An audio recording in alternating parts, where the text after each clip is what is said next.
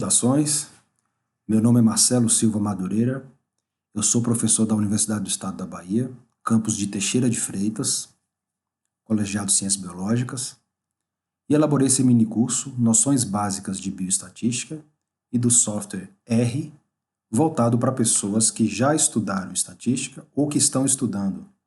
Eu espero que esse minicurso seja útil para você dominar um pouco mais os conteúdos dessa disciplina.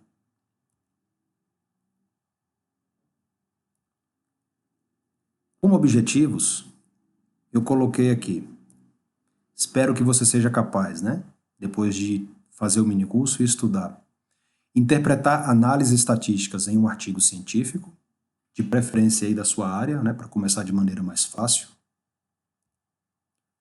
Planejar uma coleta de dados adequada aos métodos estatísticos de um estudo.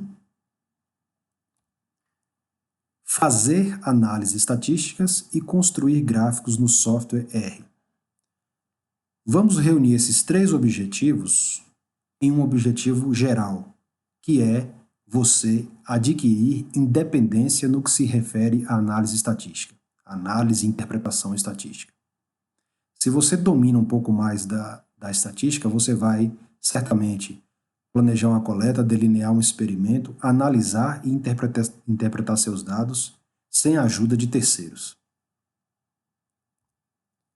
Nessa primeira aula, nós vamos fazer uma revisão geral dos aspectos teóricos de uma análise estatística. Nós não vamos fazer cálculos, nós não vamos mostrar cálculos aqui. O que eu quero é que depois você simplesmente relate, descreva o que é uma análise estatística, o passo a passo dessa análise. Então, o objetivo é esse, descrever uma análise estatística básica. Dentro disso, justificar o uso de hipóteses nulas em testes estatísticos. Explicar o valor de P em resultados de análises estatísticas.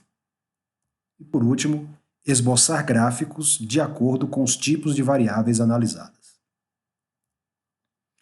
Bom, respondendo essa perguntinha aí, quando vou precisar de estatística inferencial? Estatística inferencial é aquela parte da estatística que coleta, faz a amostragem de uma população, trabalha esses dados e busca generalizar informações para a população inteira. Tudo bem? No nosso caso aqui, geralmente a gente inicia um projeto de pesquisa elaborando uma pergunta, que alguns gostam de chamar de problemática da pesquisa, E se para responder essa pergunta você vai testar hipóteses, certamente você vai trabalhar com estatística inferencial.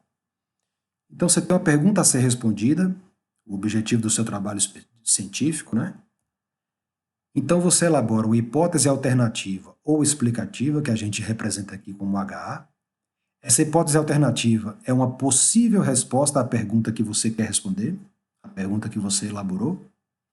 E também elabora uma hipótese nula, que a gente lê aí como representa o H0. Essa hipótese nula é que vai ajudar você a decidir se sua hipótese alternativa responde ou não à pergunta inicial do seu trabalho. Então, você tem dois caminhos na decisão durante uma análise estatística. Rejeitar a hipótese nula, e aí, nesse caso, você corrobora a sua hipótese alternativa, ou seja, a sua hipótese alternativa é uma possível resposta, é uma das respostas para a sua pergunta, ela pode não ser exclusiva. E a outra decisão é não rejeitar a hipótese nula. Então, você aceita que a hipótese nula é verdadeira, você não a rejeita e descarta a sua hipótese alternativa. Aquela sua hipótese alternativa, então, não responde à sua pergunta, a pergunta do seu trabalho. Vamos adotar aqui como exemplo, digamos que um pesquisador quer responder essa pergunta aí no trabalho dele. Por que as plantas da espécie X possuem espinhos em suas folhas? Ele colocou como hipótese alternativa que espinhos diminuem herbivoria. Essa é a possível resposta que ele apresentou. E como hipótese nula, espinhos não diminuem herbivoria. Vejam que eu destaquei o não aí com letras maiúsculas para mostrar a principal função da hipótese nula, que é falsear a hipótese alternativa. O caminho mais curto para fazer isso é simplesmente negar o que está na hipótese alternativa. Então, espinhos não diminuem a herbivoria. Esse método é baseado no pensamento de Karl Popper, um filósofo, em que ele dizia que a boa teoria, a boa hipótese, é aquela que resiste a tentativas de falseamento. Se você tenta falsear sua hipótese alternativa e não consegue, significa que ela é uma boa resposta à pergunta que você elaborou. Isso vai de encontro a um outro método que é juntar evidências a favor da hipótese alternativa. Para Popper, essa técnica esse método, de tentar falsear e não conseguir, é melhor do que juntar evidências a favor. E aí, como resultado desse trabalho, você pode escrever a seguinte frase: verificou-se que a presença de espinhos diminui a taxa de herbivoria. Vamos dizer que o cara fez um experimento e chegou nessa conclusão. Vejam que essa frase se refere exatamente à hipótese. A presença de espinhos diminui a taxa de herbivoria. Então, para escrever essa frase, o que aconteceu? Ele rejeitou a hipótese nula e assumiu que a resposta para a pergunta que ele tem é que espinhos reduzem taxa de herbivoria. Logo depois dessa frase, a gente costuma ver em artigos, todo resultado que se refere à hipótese lá, se houve um teste, ele abre um parênteses, e aí tem essa letra F grande aí, como está aí, F maiúsculo. Isso representa o teste que ele usou. Esse 1 e esse 29 subscritos são os graus de liberdade, se refere ao N amostral. Esse 54 foi o valor que ele encontrou ao calcular o teste. E em amarelo eu coloquei aí P igual a 0,02. A princípio, vamos considerar que quanto menor esse valor de P, quanto menor o valor de P, maior a chance de seu resultado ser uma verdade. Eu posso escrever aí P igual a 0,02 ou P menor que 0,05. Em outras palavras, eu estou dizendo que 2% é a probabilidade disso aí ser falso, desse resultado ser falso. E eu estou assumindo que 2% é uma probabilidade bem baixa para descartar esse resultado que eu considero verdade. Interpretando então esse valor de P. Numa linguagem mais simples, eu vou conceituar P da seguinte maneira: é a probabilidade de mentir ao afirmar o resultado previsto pela HA. Então, como eu disse antes, a cada 100 vezes que eu falo aquela frase, em 2 delas posso estar mentindo. Na linguagem estatística, a gente fala que P é a probabilidade de cometer um erro do tipo 1. O que seria então esse erro do tipo 1? Vamos explorar essa tabelinha aqui. Lembrando que ao fazer análise estatística, o pesquisador tem a decisão de não rejeitar a hipótese nula e de rejeitar a hipótese nula. Se ele rejeita a hipótese nula, ele corrobora a hipótese alternativa. Ok? Aqui está a coluna das verdades. Vamos pegar essa primeira linha que fala que a hipótese nula é verdadeira. Se o pesquisador, então, não rejeita a hipótese nula, ele tomou a decisão certa. Nenhum problema. Mas, se ele rejeita a hipótese nula, existe a chance de ele cometer o erro do tipo 1, que é rejeitar a hipótese nula, sendo ela verdadeira. Reparem que esse erro não se refere a um erro de cálculo, não se refere a um teste mal escolhido, é simplesmente relacionado à decisão que o pesquisador tomou. Ok? Se ele rejeita a hipótese nula e ela é verdadeira, então ele corrobora a hipótese alternativa dele, mas ele está sujeito a cometer um tipo de erro, que é o erro de mentir ao falar o que está escrito na hipótese alternativa dele. Resta saber o quanto de erro está embutido nessa frase dele, que é o que a gente representou lá com o P igual a 0,02. Ao relatar no trabalho que a presença de espinhos diminui a taxa de herbivoria, ele assume que existe 2% de chance disso aqui ser falso. Tudo bem? Probabilidade, então, vamos reforçar aqui, P é a probabilidade de cometer um erro do tipo 1. Então, isso aqui representa um valor de probabilidade. Rejeitou a hipótese nula, falou que espinho reduz a herbivoria e assume que tem uma probabilidade de ser falso, dessa informação ser falsa, 2 vezes em 100. De onde vem, então, essa probabilidade? Quem já fez a disciplina deve se lembrar dessas curvas de distribuição de probabilidade. Aqui eu fiz uma mais próxima da curva normal, em que aqui estão os valores dos possíveis resultados lá de um teste estatístico, né? A probabilidade dele acontecer está embaixo dessa área. Então, essa área toda tem 100%. Aqui está a região de rejeição da hipótese nula e aqui está a região de não rejeição da hipótese nula. Então, nós vamos decidir qual é a chance de um pesquisador rejeitar uma hipótese nula, qual é a chance dele cometer um erro ao rejeitar a hipótese nula ou não rejeitar, né? De acordo com esse valor crítico aqui. Esse valor crítico é tirado de uma tabela, muitos devem se lembrar, semelhante a essa aqui. Essa é uma tabela de valores de Q², segundo os graus de liberdade e nível de significância. Graus de liberdade tem a ver com o seu N amostral, com o seu número de repetições. Ele é calculado, na maioria das vezes, naquela fórmula N-1. Então, se você tem 10 repetições no seu estudo, seu grau de liberdade é 9. E aqui está o alfa, que é o nível de significância que você vai escolher para fazer sua pesquisa. Veja essas porcentagens aqui, 10, 5 e 1.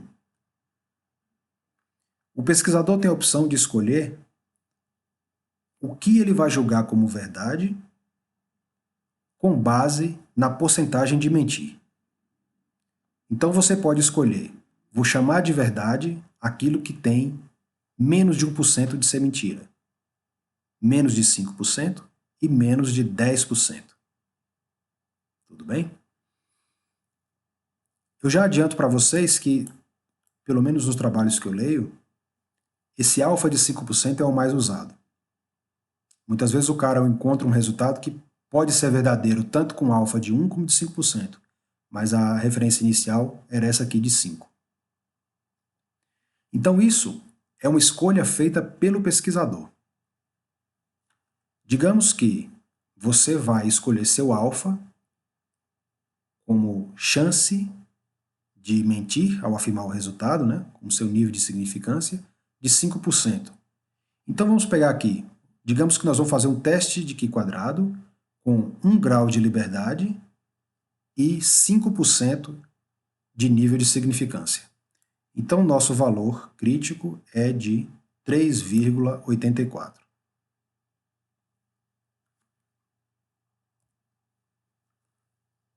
Fazemos então uma curva representando aqui a distribuição de Q². Aqui estão os valores que esse Q² pode assumir. Eu coloco nesse ponto do gráfico o nosso valor crítico, 3,84, de acordo com os graus de liberdade e com 5% de significância. Vamos lá. Se eu escolhi 5%, significa que eu vou rejeitar a hipótese nula,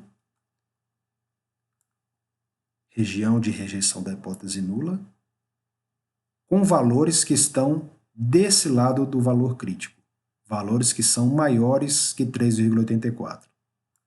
meu alfa 5%, então essa área à direita de 3,84 representa 5% da área total da curva de distribuição de probabilidades. Por consequência, essa outra área aqui é 95%. Tudo bem?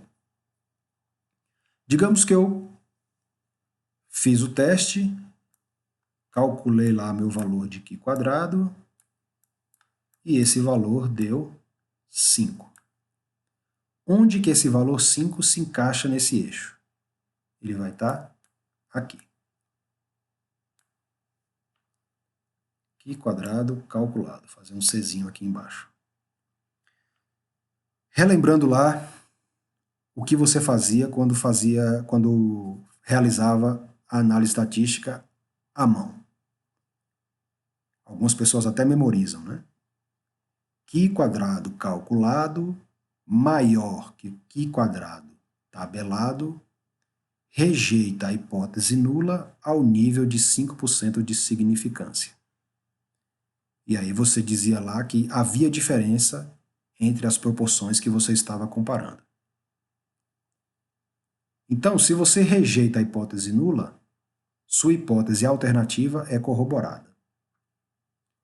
Vamos entender por que a gente pode escrever no artigo, na monografia, que esse P é menor que 0,05.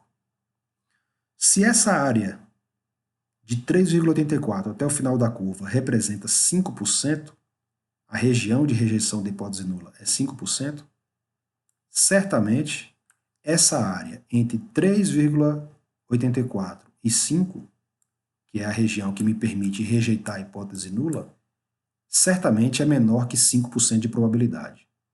Por isso que eu posso escrever espinhos diminui a taxa de herbivoria da planta, P menor que 0,05. Ok? Lembrando que quando a gente faz a análise à mão, a gente não calcula esse valor exato de P. Nós vamos encontrar esse valor exato quando trabalharmos no programa R. Quando a gente faz a análise à mão, geralmente para responder a questão lá, a gente só coloca que o Qi quadrado calculado, 5, foi maior que o tabelado. Então, minha decisão é rejeitar a hipótese nula.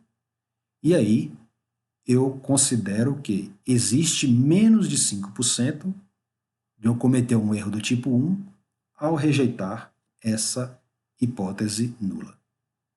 Eu vou dar só mais um exemplo de como a gente utiliza aquela tabela para vocês entenderem que como o pesquisador pode errar, cometer um erro do tipo 1 ou do tipo 2 ao escolher o nível de significância. Vamos voltar para aquela tabela e digamos que agora eu vou trabalhar com 1% de significância, com mesmo 1 grau de liberdade. Significa dizer que eu vou assumir como verdade aquilo que só tem 1% ou menos de 1% de ser mentira. Então, meu valor crítico agora é 6,64.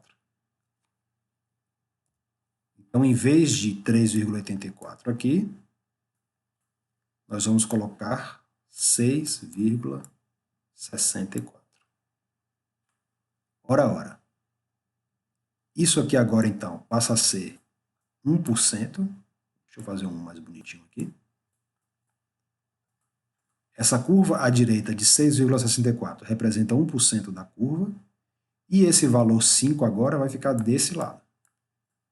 Correto? Vejam que a decisão agora mudou. Com um alfa de 5%, eu rejeitava a hipótese nula. Com um alfa agora de 1%, eu não rejeito a hipótese nula.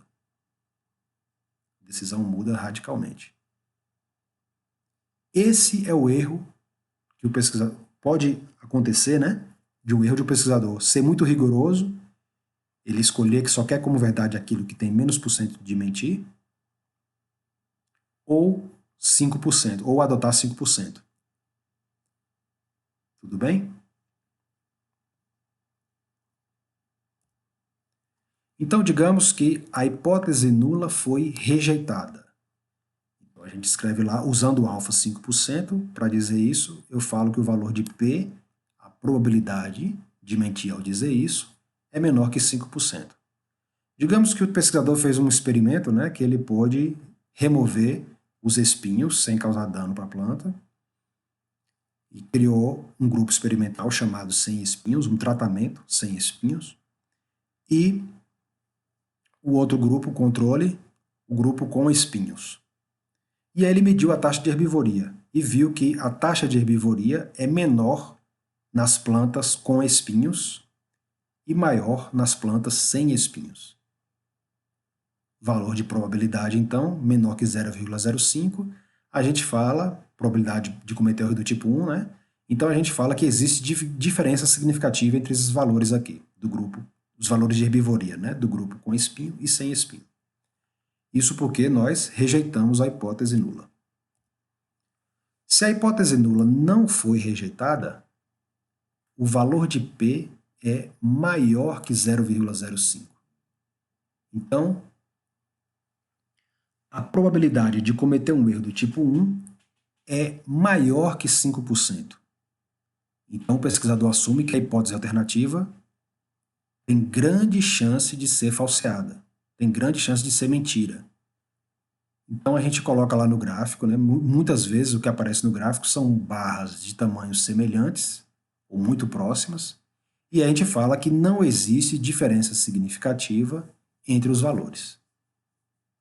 Tudo bem? Partindo para o nosso último objetivo da aula, diferenciar variáveis. Vamos falar do primeiro grupo aqui, que são as variáveis quantitativas, que podem ser discretas ou contínuas. As variáveis discretas são aquelas que se referem a dados de contagem. Exemplo, número de pessoas contaminadas por uma determinada doença. Número de espécies amostradas em uma área. Número de indivíduos pertencentes a uma espécie. Eu estou contando quantas pessoas tem, quantas espécies tem na área e quantos indivíduos pertencem a uma mesma espécie. Não existe uma pessoa e meia, não existe uma espécie e meia, e não existe um indivíduo e meio de uma dada espécie. Já as variáveis contínuas são aquelas em que os valores podem assumir valores intermediários entre números inteiros. Por exemplo, altura e peso. Entre o valor de altura 1,70 m e 1,80 m, cabe aí 1,72 m, 1,73 m, e se você aumentar o número de números, né, depois da vírgula aí, mais valores diferentes você vai obter. Entre 60 e 70 quilos tem 61, 62, 61,5, 61,3, 61,2, 61,0001 e assim vai. Essas são as variáveis quantitativas e contínuas. O outro grupão de variáveis são as qualitativas. Dentro dessas variáveis a gente pode trabalhar com categorias. Então, variável qualitativa, tipo sanguíneo, temos 4. Naquele experimento que a gente elaborou aqui, né, de modo fictício, dentro da variável tratamento, você tem lá o grupo das plantas com espinhos e sem espinhos. Tudo bem? São exemplos que a gente pode colocar aqui para facilitar o entendimento desses dois tipos de variáveis. E aí, essas variáveis vão ser apresentadas, né, no resultado de uma análise estatística, preferencialmente na forma de gráfico. O eixo X, o eixo das abscissas, vai conter a variável explicativa, ou preditora ou independente. O eixo Y vai conter a variável resposta ou dependente. A variação nos valores de X explicam a variação nos valores de Y. A variação dos valores de X predizem sobre a variação dos valores de Y. Os valores de Y dependem da variação dos valores de x. Resta saber se esse gráfico vai ser de linha ou de coluna. De modo mais simples, né? Pensando em gráficos simples aqui. Isso vai depender se suas variáveis são quantitativas ou qualitativas. Vamos lá. Aqui no caso, eu estou falando da categoria A, da categoria B, como parte da variável explicativa. Digamos, eu quero saber se a altura difere entre homens e mulheres em uma determinada população. Então, a variável resposta é uma variável quantitativa, valores de altura, mas eu estou comparando homem e mulher e chego à decisão aqui que se P é maior que 0,05, não há diferença entre essas duas variáveis. Para fazer esse tipo de análise, nós vamos trabalhar lá no R a ANOVA, que quer dizer análise de variância, ou, de modo mais simples, o teste T de Student. No caso de somente duas categorias dentro da variável explicativa, dá para usar o teste T.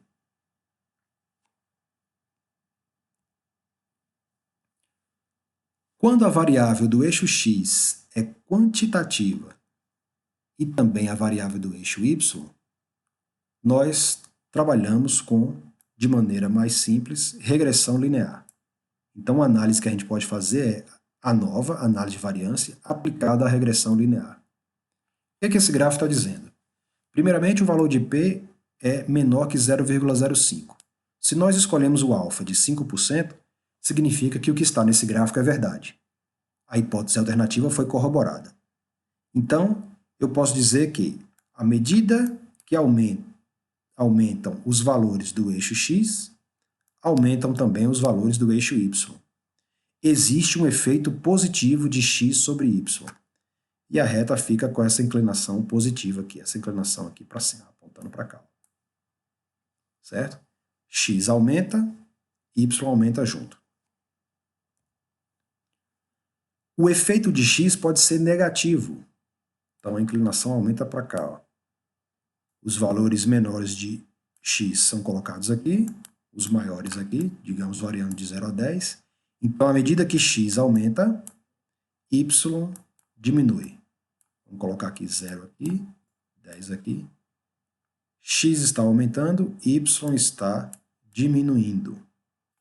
Então, existe um efeito negativo da variável x sobre a variável y. E esse efeito é significativo. P menor que 0,05. Porém, x pode não afetar y.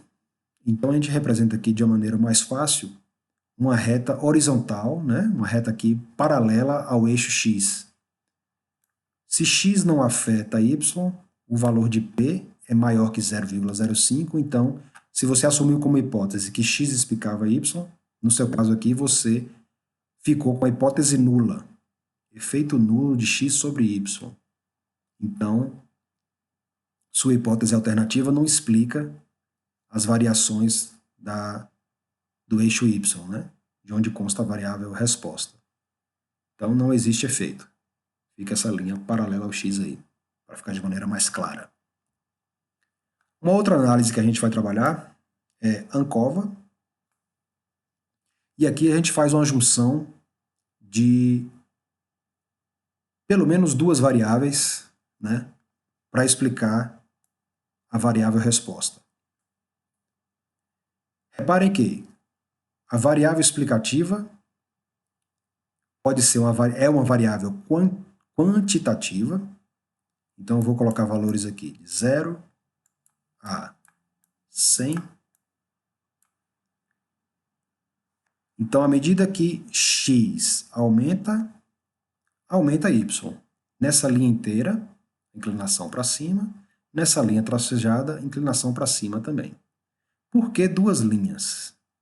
Porque agora, nessa análise de covariância, com aí de junto, eu estou dizendo que essa variável explica a tendência aqui, então, efeito positivo, aumentar x, aumentar y, e que esse efeito diferencia entre categorias. Então, tem variável categórica na história aqui agora. A e B. Existe um efeito positivo de x sobre y. Existe um efeito positivo da variável quantitativa sobre a variável resposta. E esse efeito é maior na categoria A. Vamos colocar aqui um exemplo. Digamos que a variável x seja área e a variável y seja número de espécies, representado aqui pela letra S. Padrão da ecologia: à medida que aumenta a área, aumenta o número de espécies amostradas. Isso está ilustrado aqui na inclinação da linha tracejada e na inclinação maior ainda da linha contínua. Digamos que A é a região de Mata Atlântica. Vou colocar aqui MA. E B é a região de Cerrado. Então, eu estou comparando dois biomas, Mata Atlântica e Cerrado, entendendo o efeito da área. Eu posso ler esse gráfico da seguinte maneira. Existe um efeito positivo da área sobre o número de espécies, e esse efeito é mais significativo no bioma Mata Atlântica. Para você visualizar isso, pega um ponto aqui, um determinado valor de área, e veja qual é o número de espécies amostrados em Cerrado. Esse mesmo valor de área, se você continuar a reta aqui, você vai encontrar o número de espécies da Mata Atlântica, bem maior que o do Cerrado. E continua aumentando a área amostrada. Quando você aumenta a área, essa é a variação encontrada no Cerrado. Esse intervalo aqui, ó, veja que ele subiu um pouco. E nesse mesmo valor, no esboço aqui, essa é a variação encontrada por bioma mata. Vejam que o aumento aqui foi maior do que o aumento verificado em Cerrado. Então, repetindo, existe um efeito positivo da área amostrada sobre o número de espécies, e esse efeito é mais significativo na Mata Atlântica. A ANCOVA, então, permite avaliar duas explicações para o número de espécies. Uma explicação é quanto maior a área, mais espécies, e outra explicação é que bioma você está comparando. A Mata Atlântica tem mais espécies que o Cerrado.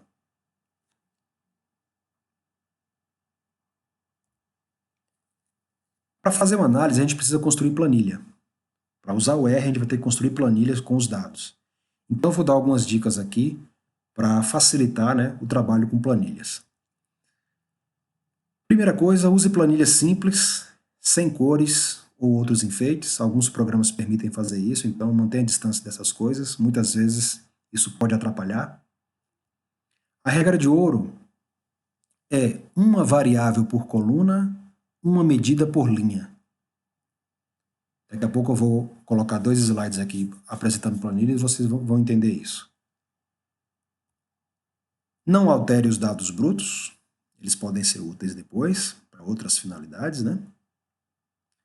Use nomes decifráveis.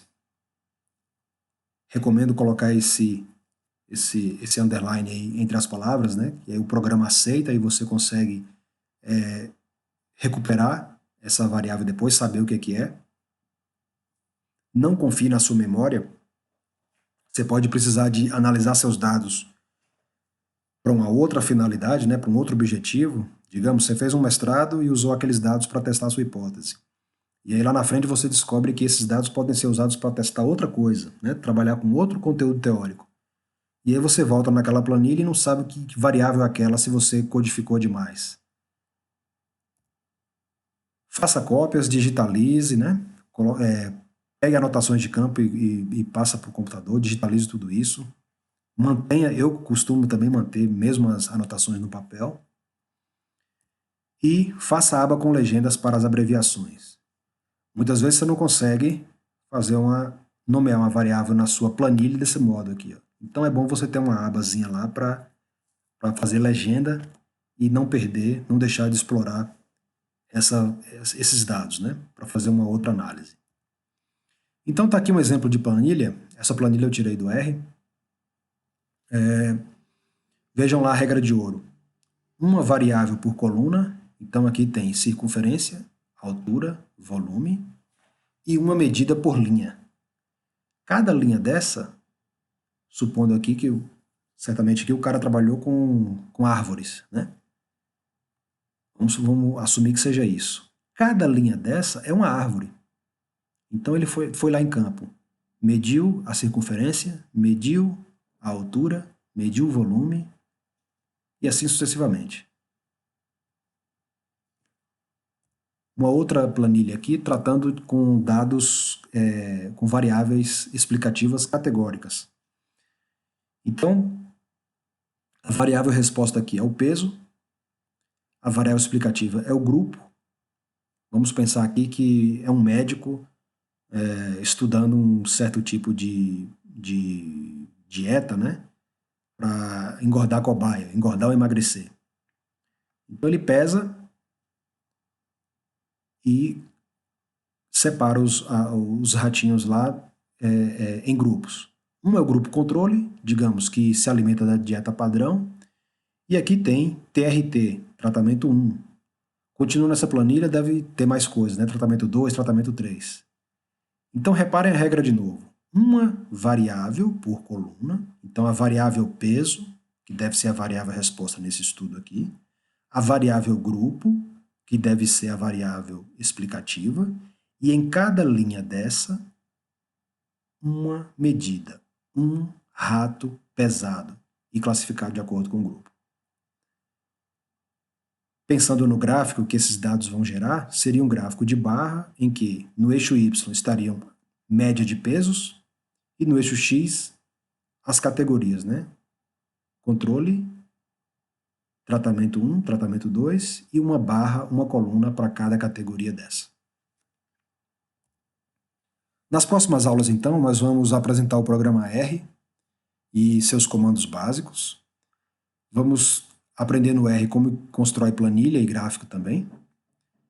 Vamos fazer análise estatística, né, sendo elas a nova aplicada à regressão linear, a nova de dados categóricos, de 1 e 2 fatores, nós vamos trabalhar isso, a ANCOVA e teste T de Student e Q². Até breve.